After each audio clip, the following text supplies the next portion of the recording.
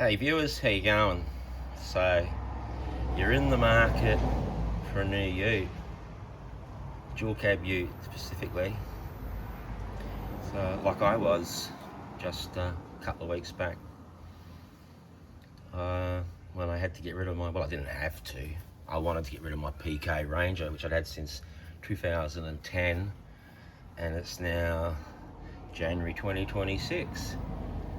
And in December, I did the swap over. Now I can tell you I watched a lot of YouTube videos, listened to a lot of people, and if this particular ute that I'm sat in front of now wasn't available, I don't know which manufacturer would have given my money to. Seems like the Japanese have given up. So 2026, I understand the Toyota, well the Toyota hasn't changed at all apparently, bit of a facelift on the nose and the back. Inside it's changed, but everything else the same vehicle. I had a Hilux, mine was a 1980, one of the first ones, 4-speed manual, probably all back then, I don't know. Yeah, you had to get out and lock the hubs, and inside was pretty basic. And the Toyota is, apart from locking hubs, changing the front live axle, bit of technology inside, it's still the same vehicle pretty much since 1980. It's the Mitsubishi and the Navara are going to be the same vehicle for 2026. The Ranger and the Amarok, same vehicle for 2026. And a fleet of Chinese vehicles to choose from. And that's your dilemma, isn't it, viewers? Because if you'd asked me 10 years ago if I would have bought a Chinese vehicle, I would have laughed and said no. But things have changed. Things have changed drastically. Yeah, so, you know what I bought. You saw my other video. Let's get into it.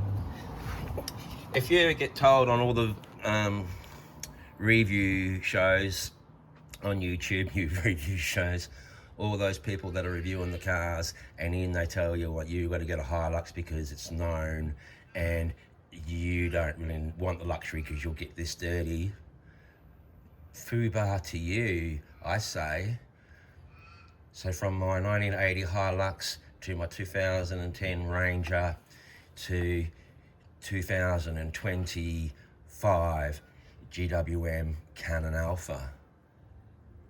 This is the only vehicle in the current market, apart from the fleet of Chinese vehicles, that has changed.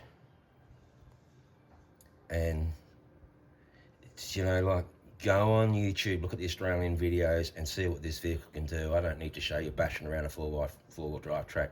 It's been done. It's an extremely capable vehicle. It doesn't have the mechanical issues that the Ford Ranger has. You know, so why? Same vehicle in a Ranger, oh my God. The top of the range PHEV in the Ranger, you know, the sum's 100,000, close to 62 this cost me. And if you're like me, you only get once to buy a ute. You don't get to say in 3 months' time, I don't like this and let's go and swap it over for a Raptor, because you don't have the money. I've seen a Raptor split its wheel. It's going up Bureauclock Hill.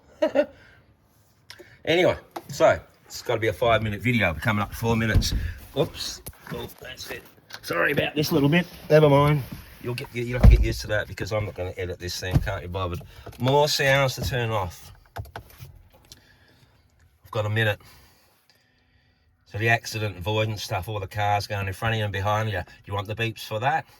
All that stuff I turned off yesterday was to do with fatigue management, which watches you, tells you to take a coffee break, beeps at you when you're, you know, doing all sorts of things. I don't want that. I don't need to be reminded. I do like the lane keeping. I've turned the beep off and a vibration on, so it's like running over a ripple strip. So,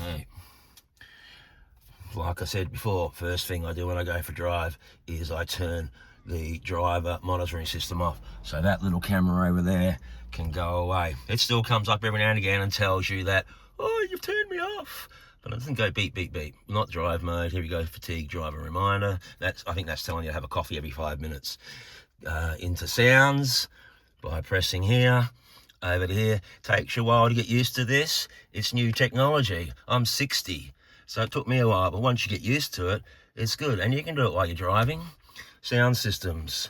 Do I have to turn this off? No, all this has been off since I turned it off yesterday. So good. Alarm voice broadcast. Turn that off. You don't want that. All the audible car warnings I put on low. The speed sensitive volume control. This is like my Mazda used to have it. As you go fast and road noise increases, the volume of the radio increases. So I've got that on medium. Good. The ringer volume I have turned up, and the call volume on the phone I have turned up.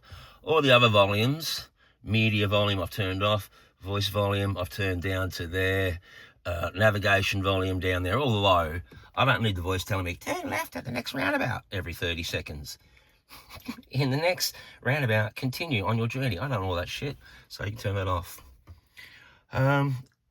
6 minutes. See you viewers, that's enough. Hope you like my video. I don't care if you don't. Check it out. Go and drive the GWM Cannon. This thing has got 300 kilowatts. Nissan Patrols, the latest series, their eyes open as you lose. Let me show you the face of a Navara driver as I pulled out of the driveway yesterday onto the main road in a little gap. I was in sports mode.